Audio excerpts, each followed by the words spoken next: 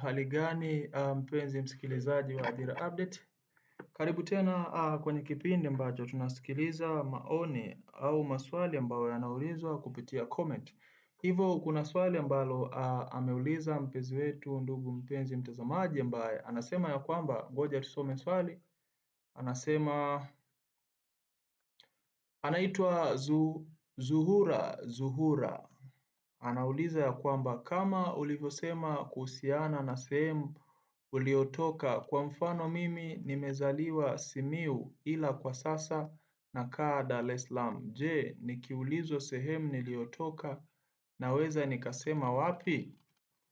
Na unakumbuka ndugu mpenzi mtazamaji, kuna video ambayo niliupload nikasema ikitokea unapigiwa simu na kuulizwa sehemu gani umetoka au uko wapi, hakikisha unataja sehemu ambayo ni kweli ulipotoka. Watu wengi sana wamekuwa waongo, wanadanganya sehemu zao ambazo wanatoka.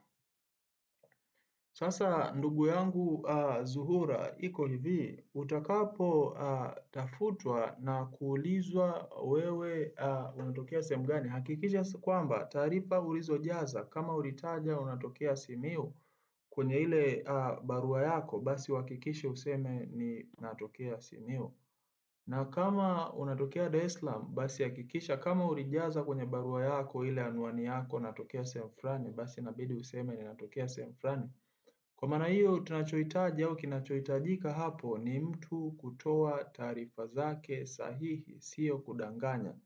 Kwa maana hiyo mtu akikuuliza kuhusiana na taarifa zako, basi hakikisha unatoa taarifa sahihi, zisije zikapishana na zile ambazo umeziambatanisha au we mwenyewe uliziorodhesha kwenye barua.